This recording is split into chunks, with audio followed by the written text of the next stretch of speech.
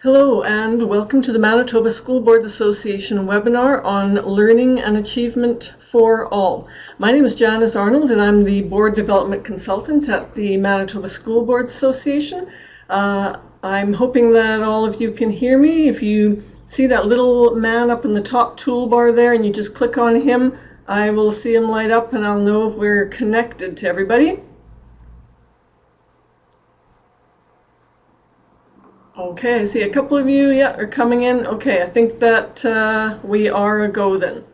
So if you're listening to this as, just one moment there. Okay, if you're listening to this as a recording, the original air date was November 25th. Therefore, interactive questions will be unavailable, but you can contact our office if you have further questions later. So as I go between some screens here, if you just give it a second or two to load, it takes a minute, but hopefully you should see it up now. As shown on the title slide, this webinar is part of the E2G series on effective and efficient governance. So E2G is part of the standards framework developed by MSBA for effective and efficient governance. Our framework, it's a piece that's common to many school board associations, and it looks at how optimally functioning school boards strike a balance between efficiency and effectiveness. It addresses how boards meet their responsibilities to students and communities to the highest of standards. So MSBA's E2G package contains many governance resources such as live and recorded webinars such as this one, 5 to 10 minute trainer videos. We also call them division dispatches, and they appear on our YouTube channel. We also offer in-person workshops which can be booked through me at your association office, and material available through all of these mediums and on our website. If you look for the E2G logo shown here on the bottom right as the identifier for these pieces in the package, you can easily find them. So I'm going to click over now to a poll. I often run a poll in these webinars just to get a better idea of who's on the webinar, and I can try to customize it a little bit or maybe address you once I've got to know you a little bit better. If some of you want to mark off there for your own either the school boards that are listening as a group or those individuals, if you want to just check off, I think those are all yes or no questions in this case. Okay, see some people answering there. It's just about the there's several questions here about the Lighthouse Study or Leadership for Student Learning. I'm not sure if all of you on the webinar are familiar with that, but we're going to be covering a lot of material around that today. Okay, and a couple more just coming in now. Okay, I'll wait last couple of seconds there. Okay, and I think I've got most people looking at these here. These results aren't broadcast to everybody. I'll see them. It just helps give me a better idea of what we're doing there. Okay. So I'm going to switch back to this first screen there, and I'm just turning on my webcam. So there, hi everybody. For those of you that haven't met me yet, good to see you, or maybe I'll be seeing you in March at our conference. So if you look on the bottom left-hand side of your screen, you'll see a place there for some questions. If you type those in on the toolbar on the very bottom, I'll be answering those verbally at the end. It's easier to do that than to pose the questions verbally, as there are some divisions that like to listen to the webinar as a group, and it just keeps the background noise in check, or allows, if you like, some opportunity for discussion. Okay, and we will get started here. Okay. If you are familiar with the E2G framework, there are 9 bullets, and the second point is focusing on learning and achievement for all students. So it's not rocket science. We've been talking about this for a long time, and some of you may recognize this schematic. The yellow center is the anchor of the Lighthouse Study, or as the center of the study. It's more formally known as Leadership for Student Learning. If you think about your board's mandate, does it line up with this, or does it contain some version of this, or is it at least related to this? If student learning and achievement is accepted as the mandate of a school board, then I'll suggest that there are 3 areas that contribute to this: leadership, relationship, and stewardship, shown here. The area I want to talk about specifically today is leadership, and to drill down even further and look at the 3rd bullet under leadership, it notes the planning area. This goes hand in hand with developing your people and resources, and then using both for your decision making.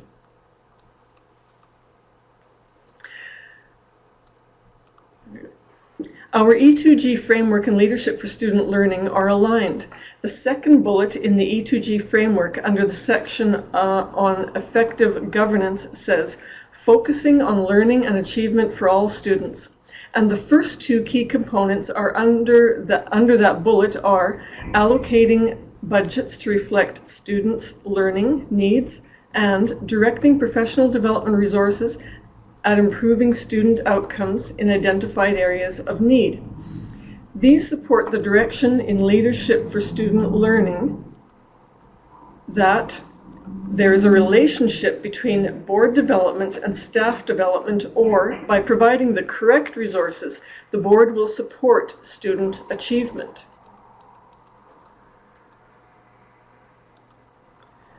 The 2nd key components within this area of the E2G framework are establish benchmarks for student achievement and establish reliable means for determining student achievement levels across grades and subjects, and thereby enabling the board to identify student populations who may be struggling in specific areas. This also supports the direction within leadership for student learning of data-driven decision-making. The Lighthouse study believes that by looking at the data and finding areas for improvement, the board will be able to provide the right resources and support for student achievement. So I hope that makes sense. What I'm getting at is both our E2G framework and the Leadership for Student Learning, they advocate for student success through data-driven decisions and board and staff development.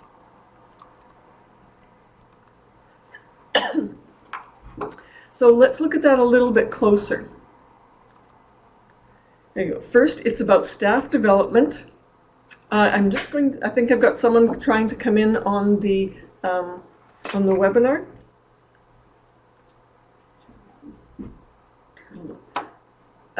Just if we can just pause here one moment. I'm going to bring in another division.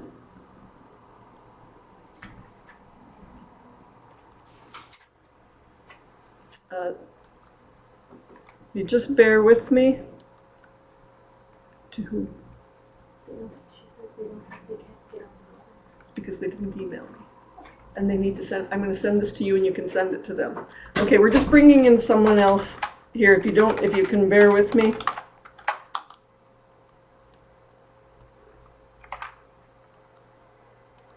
Okay, we're going to continue then. Sorry, where was I? To take a little closer look, it's about staff development, but with a focus on the board's need to assess what is currently the state of the students through data, and then figuring out what the need is and where to improve staff. Of course, you have to assume that staff is committed and capable, so there can be work in this area. And then the second part, data-driven decisions. The areas a board might look at are, do you know what to ask for? If you aren't asking for the right thing or in the right way, will you get the data that you need to make the decision? Do you know how to use the data, and do you know how to interpret it? Once you have the information, do you know the right questions to ask, or so that they determine really the right follow-up? Have you learned how to use a summary? If someone else is summarizing, Is it the information you need in order to use it?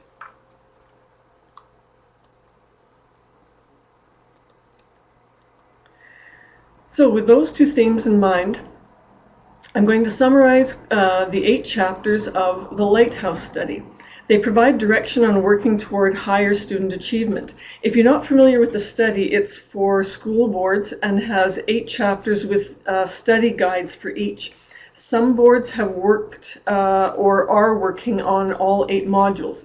And you might want to use this webinar today as an overview to decide whether this is something for your board and a way to more closely work on student achievement. For each of these 8 concepts, I'll cover first what it means and then some specific guides for how the concept can be implemented. Here in this short time, many of these ideas will sound simplistic, but if your board chooses to explore the concepts in the modules, it's put into perspective.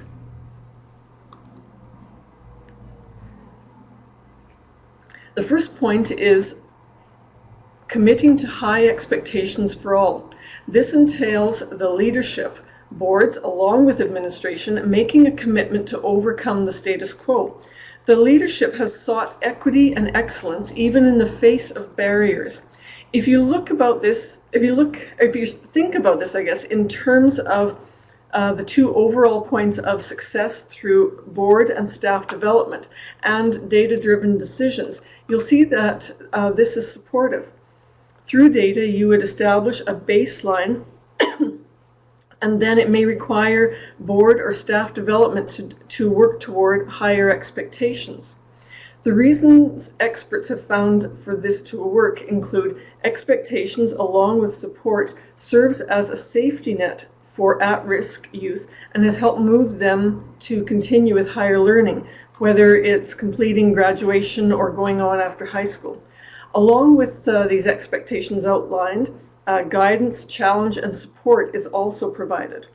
Learning then is structured and organized around those expectations. This first point of committing to high expectations can be a tough one because it begins with confronting what may be current low expectations, perhaps in certain areas, acknowledging that more is possible, and really a commitment to change. It can start with exploring and learning as a team why expectations are high and what's at stake for your students. To send clear expectations, you need to take an honest look at where your divisions starting from and uniting around a common vision. The process for this starts with the development of your vision and mission, and then clearly exhibiting the directions and making decisions based on those statements. The third point here on change is about when creating is really about when creating conditions for success. It can be a bit threatening sometimes because it can put administration and staff a bit on the defensive with regard to what's happened in the past. If you think about it this way, it's natural when being asked to acknowledge that you must change. So it really has to start with the attitude at the board level of a no blame position. When holding the system accountable, start by determining what indicators the board will find understandable and accept as evidence of progress.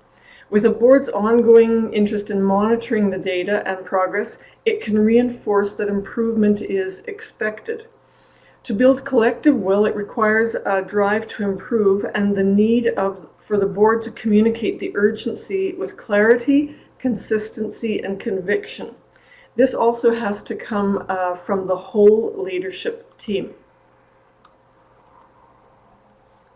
Aiming for the core. By improving instruction for each student. This is a 2-parter that says all students can learn, but the second half of the equation is perhaps the most important and says, if adults provide high-quality instruction. The point it makes is that for achievement, teaching has the greatest impact. Significant gains in achievement come when efforts are focused on improving instruction to benefit all students. Some studies over a long period have shown that neither parents nor socioeconomic status are as powerful as good instruction. For many years, the core of instruction was curriculum and for many years, the core of education was curriculum and instruction, but the relationship of the teacher and student in the presence of content is the center of efforts to improve performance. Lighthouse therefore advised focusing on teachers' knowledge and skills, strengthening content, and enhancing the role of the student, those three things. If you alter the content without changing the teacher's knowledge and skill, then you're asking the teacher to teach at a level that they're unable to. Just like altering the knowledge and skill of the teacher without a parallel for the content, then you stay at a low-level curriculum. And finally, if you do either of these but don't change the role of the student to one of engagement, the chance of them taking control of their learning is really slim.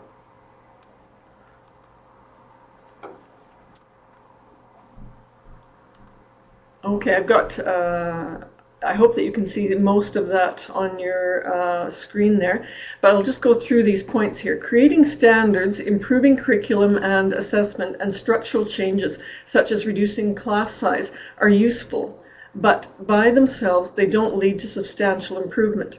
Unless there's a focus on how to develop teaching skills required to help students with rigorous standards or a more complex curriculum, student achievement is unlikely to change much. As one administrator said, we can't lead what we don't know. These also need to be articulated in foundation statements, improvement plans, and drive the work of the division. It needs to be said in policy.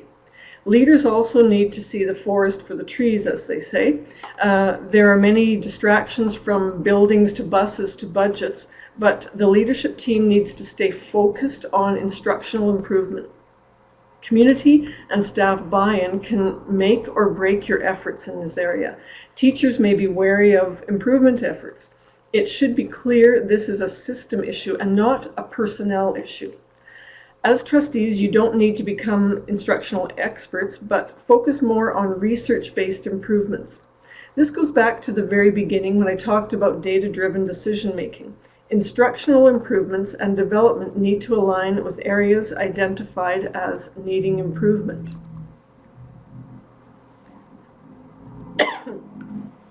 So, less is more, I guess. Being strategic requires that boards concentrate on efforts most likely to raise achievement. If rambling and disconnected, or if there are too many initiatives all put on the same plane, other initiatives will be vying for and taking away the attention from your primary vision. A significant positive relationship between division leadership and student achievement has been shown.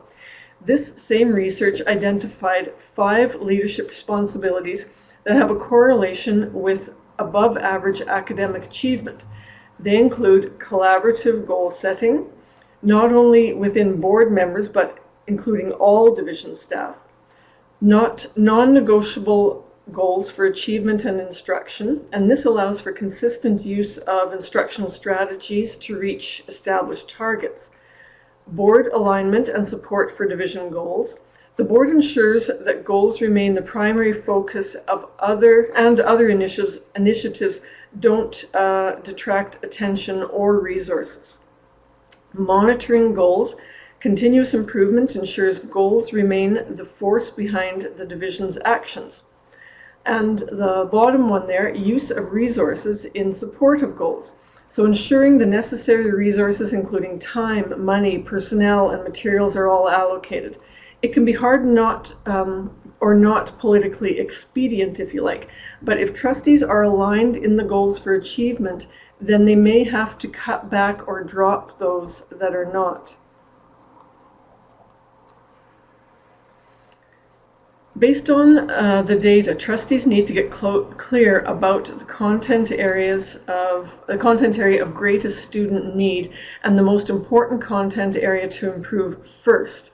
There should be some balance with other identified areas, but the Lighthouse study advocates for giving the most attention to overall areas where achievement is lower. You could consider starting with reading, is what this module talks about. If your data doesn't point strongly in another direction, though, you might want to then consider setting goals and focusing on that reading. And because the research showed that gains across academic content areas started first with literacy. It was the foundation for learning content in other areas. Clarify with specific measurable targets. Improving reading is likely too vague. There needs to be something really to measure. The targets will vary based on the data that you have. If you set achievement too low, there's no urgency, and if the bar is set too high, it's seen as being unattainable. It's no use to set a goal and then just leave it. The board's role continues in providing support for professional development and monitoring the results. Then build ownership and commitment.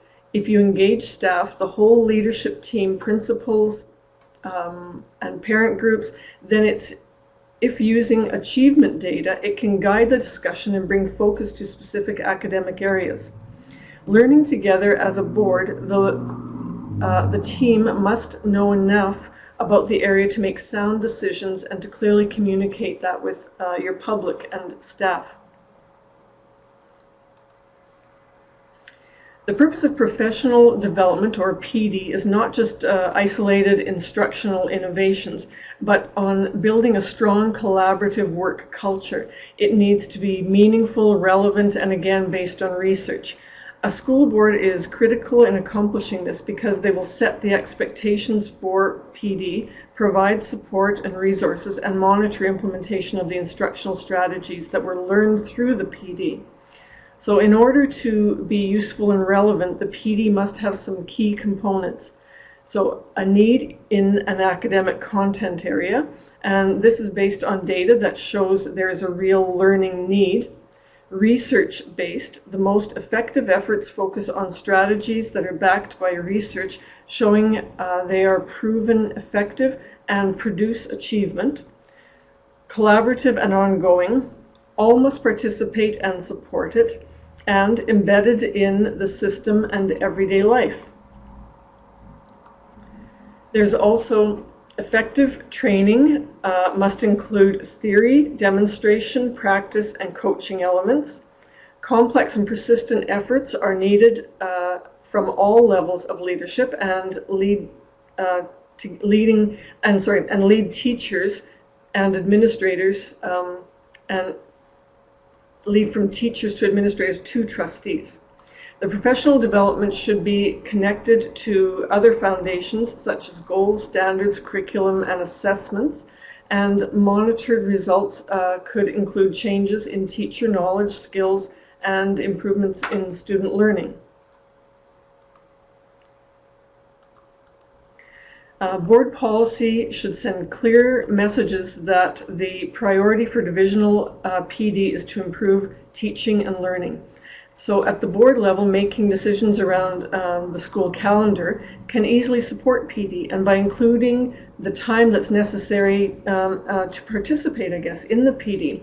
Trustees also have the ability to provide resources to do it, of course. So yes, changing dismissal times and school calendars can take time for PD and can cause disruption.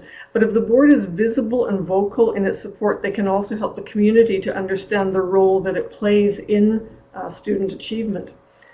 Trustees can also stay abreast of PD efforts, discuss challenges with administrators, and commend staff for tackling that extra work, or what sometimes is extra work. The fifth concept says, school boards are pivotal in identifying and monitoring meaningful measures of accountability and in ensuring that division staff has supports to use data well. So supporting better data is essential, but knowing how to analyze and apply the information is just as important for improving student achievement. Using it effectively doesn't mean doing the post-mortem after the patient dies. It's looking at the patient while there is still life and a willingness to get well.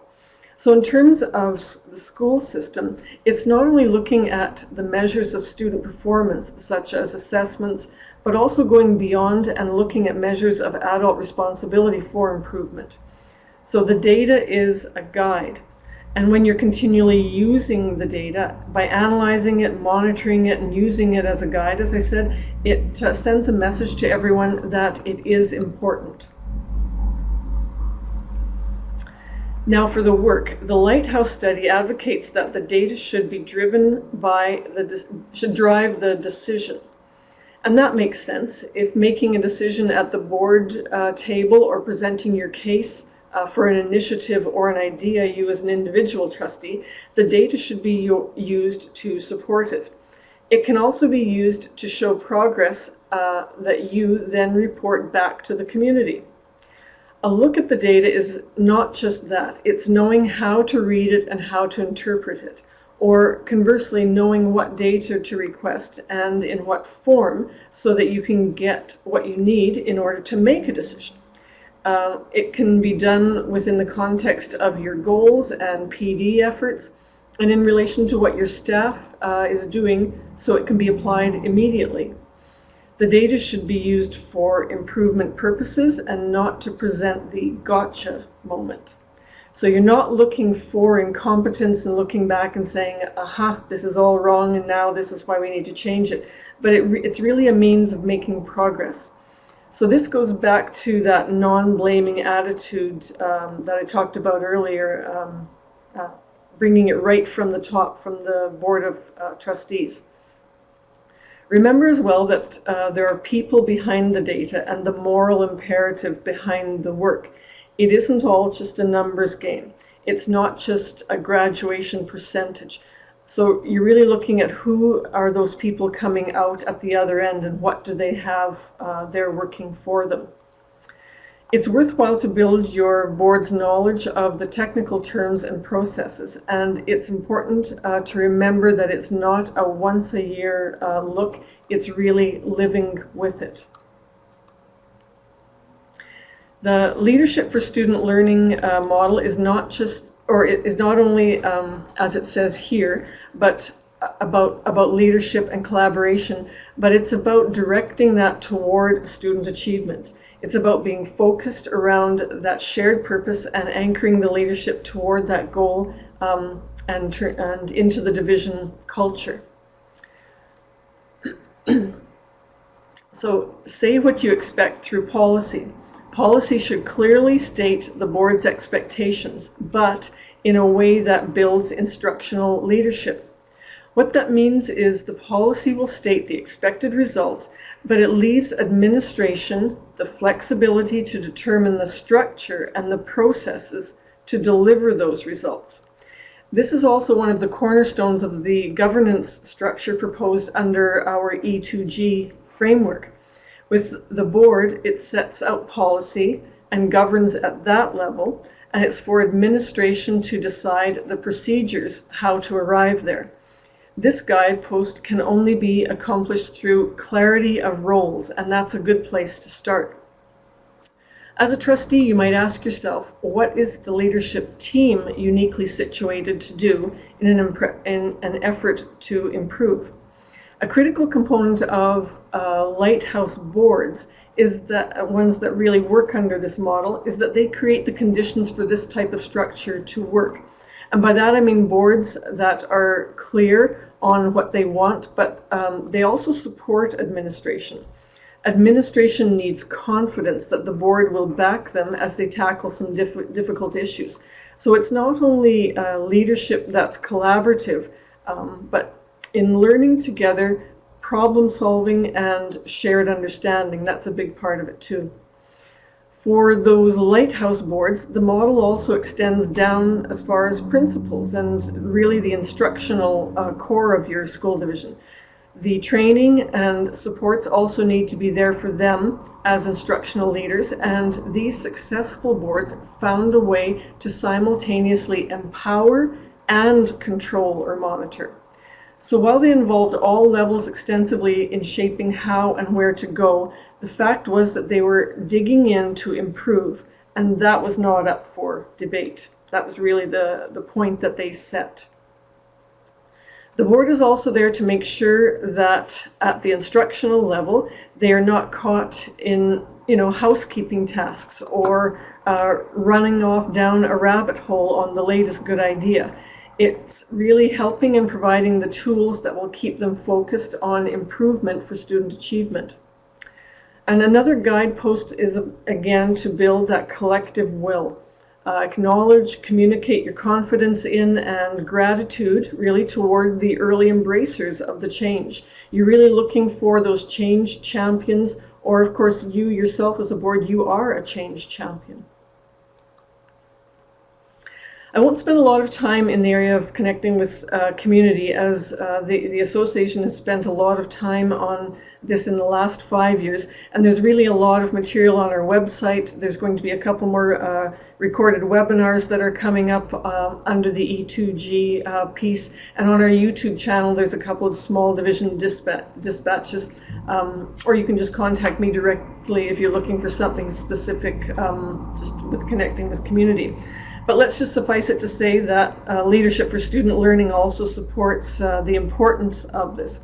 And it's about clarifying your community expectations and having your board ensure that improvement efforts reflect their values and building community support for the improvements that you want to undertake.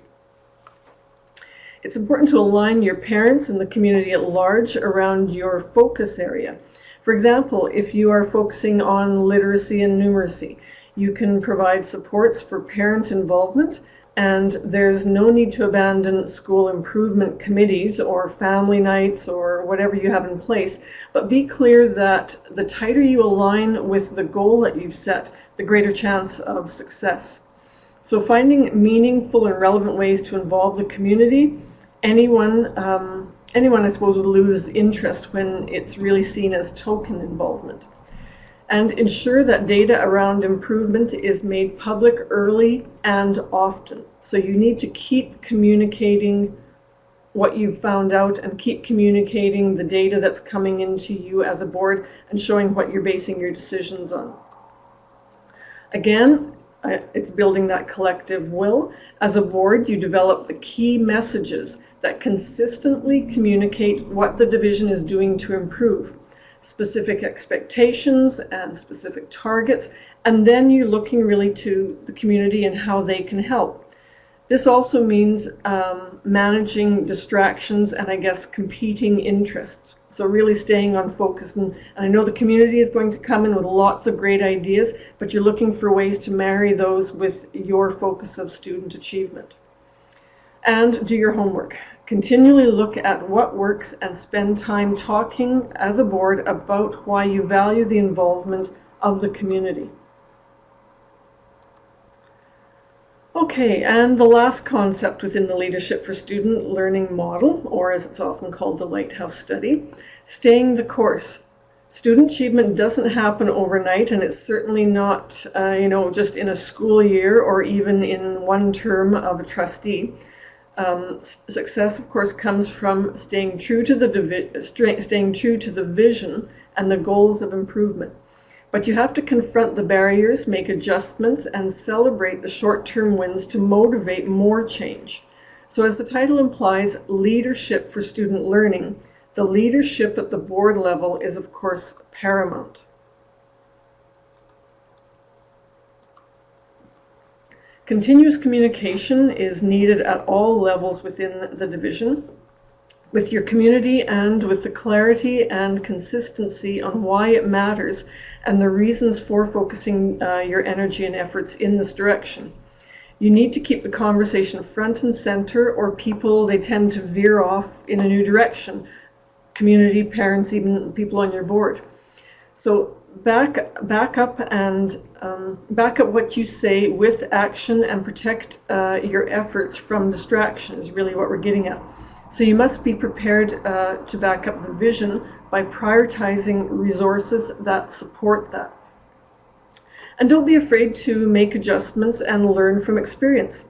The data your board monitors throughout is an important guide. If the data doesn't show the results you expected, and very often it might not, or hopefully not too often, be willing though to acknowledge when it doesn't, and then the leadership as a team must be willing to problem solve and adjust and realign. But when you do this, continue to be transparent and communicate that to your community. They will wonder why you're heading off in another direction. Everyone has watched the countless, or has watched in their own life countless improvement efforts come and go. And as a result, many efforts are greeted with this, oh, this too shall pass kind of attitude. So keep monitoring and making sure that the entire division from your board on down is really staying the course. Your continued focus on improvements for student achievement is only as lasting as the next election as well. So if you continue to build understanding and support within the community, and perhaps those that are willing to step forward and run for trustee next time, maybe if you're not looking to run, will continue in your efforts for student achievement, and again, stay focused. And finally, as a board, take time, of course, to reflect and renew your commitment towards student achievement. You need to evaluate your board's work as a leadership team. What are your strengths? What are your, did you stay on track? Was it difficult, and what was difficult about it? And did you allow adequate time to monitor and discuss improvements and results? And did you use the data? So it's really an ongoing living model.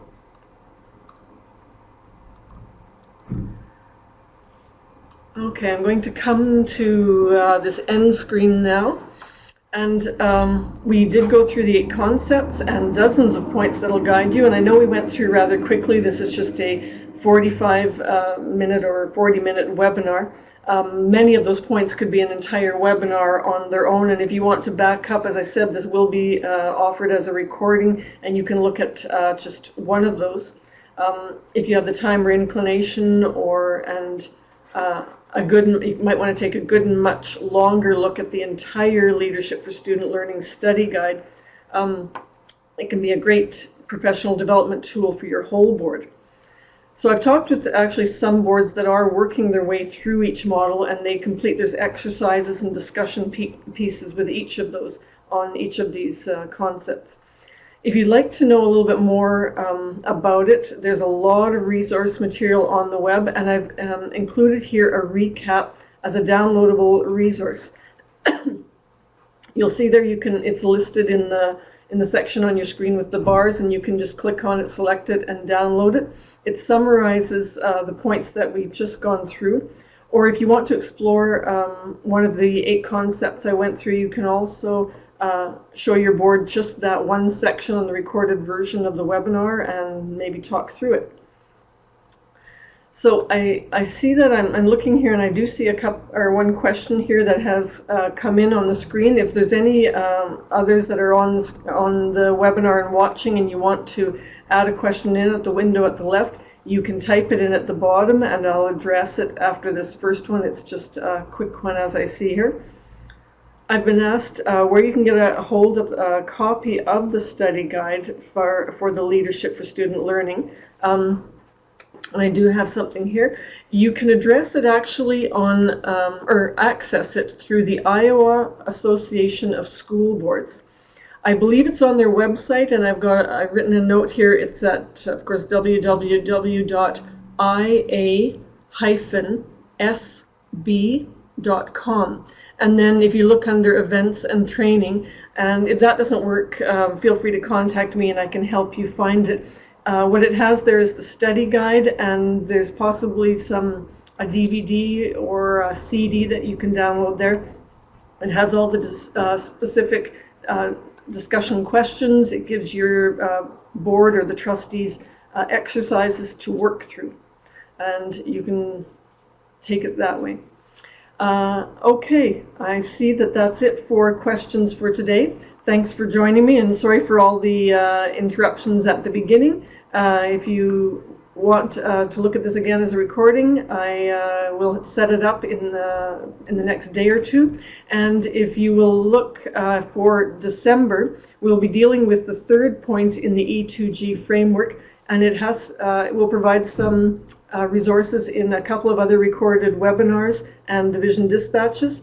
And then, as you see on the screen there, on February 3rd, we'll be looking at the framework point called Balancing Education and Fiscal Responsibilities, and we're bringing in a guest presenter there. It's Paul Cuthbert.